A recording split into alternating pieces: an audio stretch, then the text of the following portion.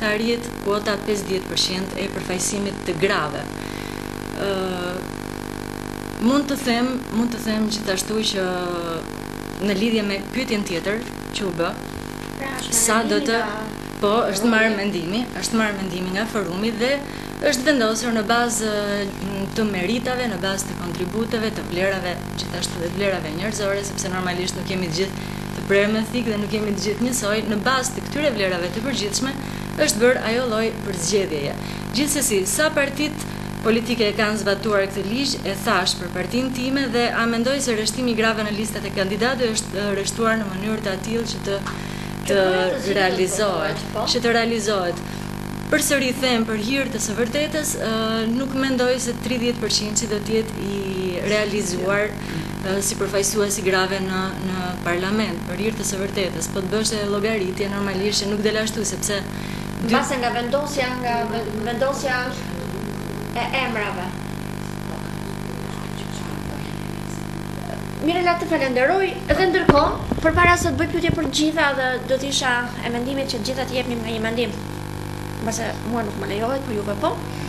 Përposhtë të gjithave, duke o treguar se gruaja është përfaqësuese në këtë zgjedhje, duke qenë edhe në lista, qoftë në parë, të dytë, të tretë, të shtatë, të tetë deri në fund. Sa mendoni se është mundësia që këto kandidate të fitojnë të hyjnë në këtë parlament? Përpara se të marrë këtë përgjigje, nuk e di, a ka ndonjë grua në vend të parë në listë që përfaqëson, që person listën në ndonjë qark? Po mi vjen. Valentina Leska në Elbasan. Arta Dade në Gjirokastër. Jam i vjen ta dëgjoj. Në fakt, për sa i përket përfaqësimit të grave në pozicione favorizuese, do thoya gara është një sfidë, sidomos ku bëhet fjalë në politikë. Ne duam që si burri dhe gruaja të ketë, le të themi, një garë të pastër dhe detyra jonë është që mos krijojmë diskriminime midis të dy gjinive.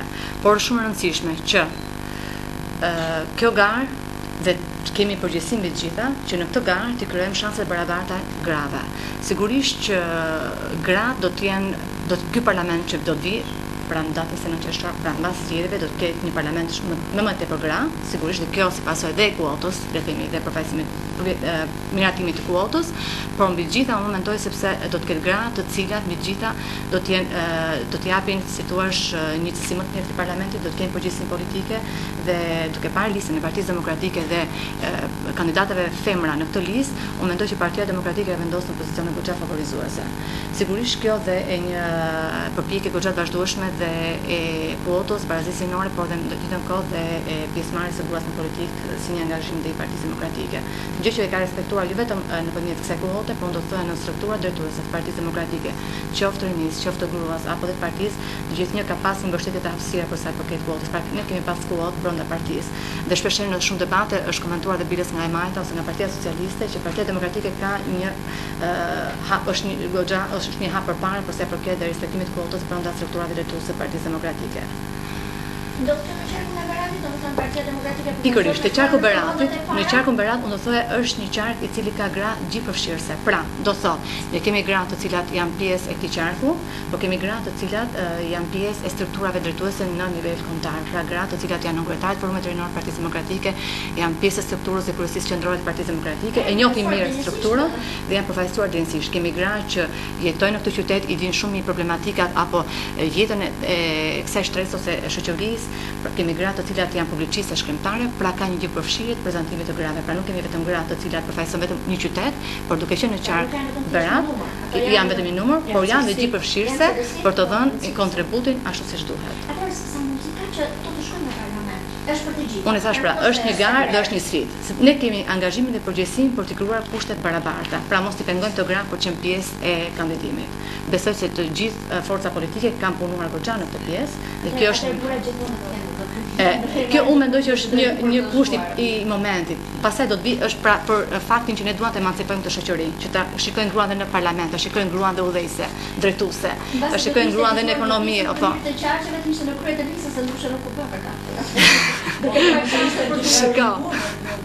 Shumë mirë ka thënë. Ka dhe një burr. Nuk e ka Ne kemi gra ambasadore, kemi gra konsule, kemi gra që janë drejtuese ministrish, kemi gra zëvendësministë, kemi gra drejtuese politikash në institucione qendrore, kemi drejtorinë shansave barabarta në misionin e punës, kemi drejtoritë e kulturës, të rinisë, të turizmit, përfaqëson nga grasa që shpesh herë ne kemi bërë një, le të themi, një statistikë për barazinë gjinore sa është respektuar në administrat dhe sinqerisht rezultojnë që përfaqësuesit femra janë goxha në majorancë krahasuar këto me burrat, sidomos në nisë jam.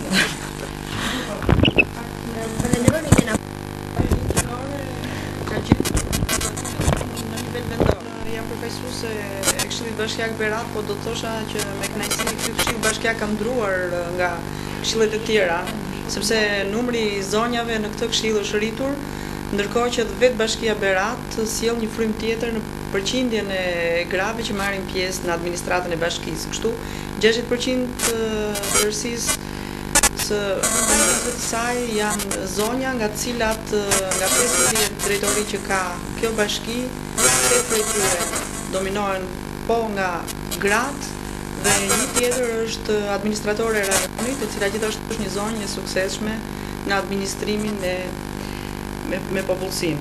Unë do të thosha gjithashtu, po të shikosh edhe në nivelin që paraqesin gratë, kanë përfaqësuar gjithmonë në Bashkinë Berat, këto sjellin më shumë kualifikime në tituj dhe grada. Po marr vetëm një shembull atë të drejtorisë financë buxhetit, ku përveç moshës mesatare që shkon deri në 32 vjeç, që është një moshë relativisht shumë e re, këto zonja kanë edhe tituj tyre që i ndihmojnë edhe për të ecur profesionalisht. Ndërkohë që titullarja e bashkisë është gjithashtu një zonjë.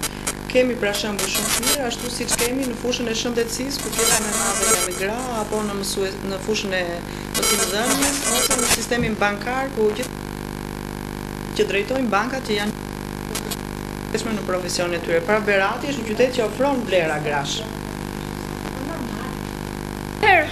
Unë do të vijoja më tej. Shoqëria civile në veçanti ka bërë një punë të konsiderueshme bashkë me qendrën e gruas për legjislacionin e dobit të gruas.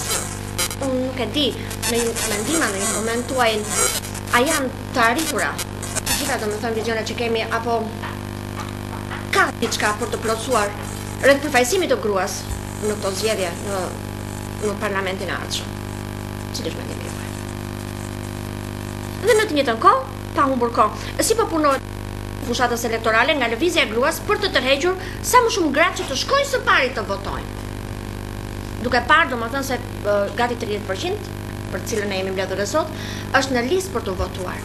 Po sa punë është bërë dhe sa arritur është që të paktën të jetë dominuese, të jetë përfaqësuese përfaqësia gratë në për të votuar. Cili është mendimi juaj? Amirela. Okej. Atëherë po nisem nga e fundit më tepër. Çfarë po bëjmë ne çfarë kontributi? Po, të dalim kundër votimit familjar. Pra, a ka forcën e saj gruaja? Së pari për të nisur për të votuar? Do nisem nga një fakt shumë konkret. Pjesëmarrja e grave në politikë. Normalisht flas për një pjesëmarrje aktive.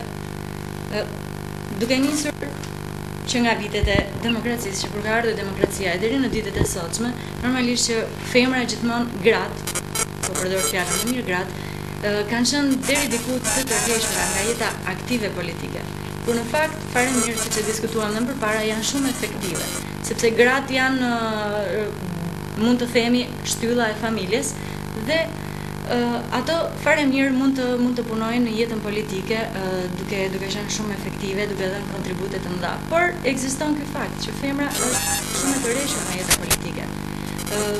Unë shpesh jam ndeshur me këtë fenomen, duke qenë ndoshta një antare aktiviste e forcës më të re politike të grupimit 99.